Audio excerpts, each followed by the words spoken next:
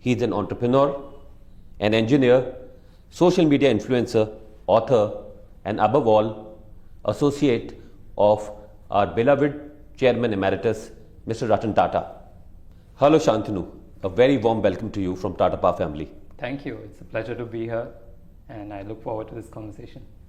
And thank you very much for humbly accepting our invitation to be a part of Ethics Week celebrations. My pleasure. Let me begin the interaction by asking you the question that all of us have in our minds. How did your love for dogs grow over the years and made you connect with Mr. Tata? I think a large attribute of that goes to my mother. It's not just dogs, but she's kept me sensitized to all living beings in general, which was not always easy given the culture that dogs are harmful or animals in general, stray animals are harmful. But she sort of ingrained that in me. So I wouldn't say that it was something that was specifically sat down and taught as much as I saw my parents imbibe these values. So over time, I think I used to bring home so many dogs and puppies, almost 16, 17, and I was made to put them back on the street every single time.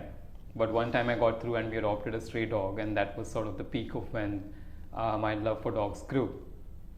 When I was in my engineering days, I used to drive back from my first job at Tata Elxsi as a junior design engineer, and I used to see a lot of dogs getting killed on the street. Initially, I thought that it was just a one-off incident, but it turned out it was a very big pattern, and it was just very disheartening and heartbreaking to see the dogs being run over and over again. So because I had access to engineering materials and automotive materials, we designed a reflective collar for dogs, Right. which today goes under motorballs. That also led me to overlap my paths with Mr. Tata, because he, being a dog lover himself, caught wind of this news through Tata newsletters and such, and eventually it led to us meeting and him supporting Motorpaws. So that cross path led to us nationalizing Motorpaws and our dog initiatives, which include feeding, collaring the dogs, and animal rescues. So I think it's just been growing and growing, all thanks to Mr. Tata, and Tata Group will always have a big part to play with it, because those were the days during Tata Elxsi time on the night shift where it all began. Wonderful.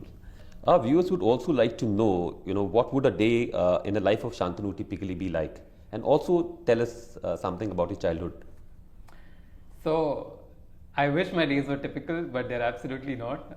Each day is different, which is why I love my job.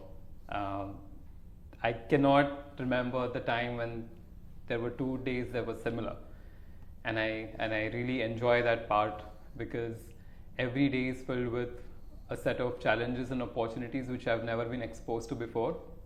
Usually in a job, you sort of learn over 6 months or 1 year the things that you need to do repetitively.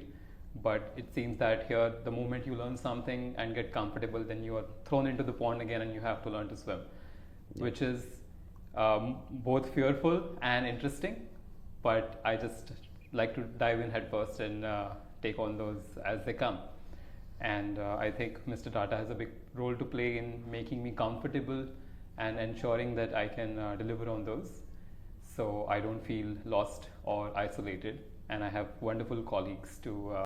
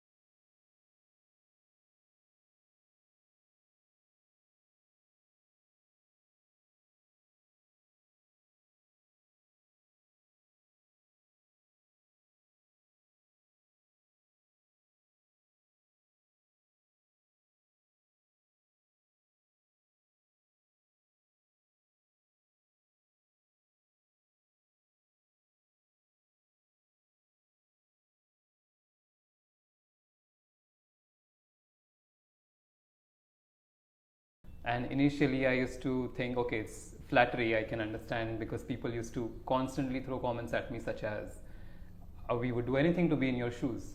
And initially I took those as just comments, but I realized that they actually mean it. They actually wish to know what it is like to be in my shoes. And if I have been put as a millennial in such close proximity to Mr. Tata, it would be a little bit selfish to keep it all to myself. So then I started penning down all journal entries. My mom used to give me these small red diaries, and I used to keep filling those with the happenings of the day, every single day, and all my interactions and all my incidents and learnings. And I didn't have any idea that it was going to be a book back then. But eventually the diaries became 3 diaries, 5 diaries, 10 diaries, and then I started looking at those, and I thought this is the right time to share this with the world. It was a very big anxiety-filled process, because it is literally my life laid out to bear for anyone to comment on and judge. And I was very fearful when the book release came close, but once it went out, I have not heard a single negative comment. And it has taken me by delightful surprise, because it turns out that people didn't just want to know about Mr. Tata, they took away a lot of lessons that they related to on a millennial level in terms of education, higher education, the stresses that an Indian student faces, which was a very delightful surprise for me. And I'm glad that has happened. It still takes me time to process that I have written a book, because all I did was just convert the diaries into a narrative. But it's doing very well, and I'm happy about it, and happy about the fact that people feel that they now know Mr. Tata a little bit better, especially on the human side. Because when we idolize someone, especially in India, we are so starstruck that we forget to humanize them. And that was my attempt in this book. I perfectly agree with you. I believe it's a treasure trove of inspiring anecdotes. Thank you. So all the best to you for the book. Thank you so much.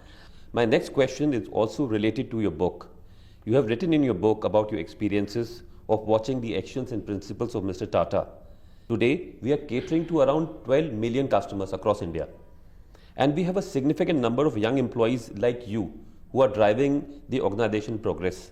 So what's your message to our young power victors who are carrying forward the ethical legacy? Let me just start by saying I love this question. I've been waiting for someone to ask me this throughout my time at the Tatas. But I think saying something like ethical advice would be a little bit, or ethical legacy would be a little bit redundant when it comes to the Tata Group, because the Tata Group's biggest legacy is, in fact, its ethics. And we have been known for more than 100 years to create prosperity rather than become prosperous. And we stand for that very strongly. That is the foundation of the group. And as a 5th generation Tata employee, I have seen that penetrate through every generation. And I remember when I was junior design engineer, very, very junior level, and the reason I used to do night shifts is because the junior people do it. But when I used to go to the petrol station and fill gas, or when I used to be in a public place and the Tata emblem used to be on my shirt, you can instantly see the demeanor of people changing towards you. Because when you mention that you're a Tata employee, automatically the people assume that you have a higher moral compass, you have a strong set of ethics, and you're generally a good person as compared to any ordinary individual. And I think that is a very strong reputation that we continue to carry today. But my message to the young individuals would be, it is sort of our responsibility to start living up to that. I'm confident they're already doing it, but keeping that ethical legacy as a North Star, a guiding star, and remembering that people will always respect you and see you differently in a different light, and living up to that responsibility in your actions in the group and outside the group, even when nobody's watching. I think that would be my best advice, because that's what connects the entire group.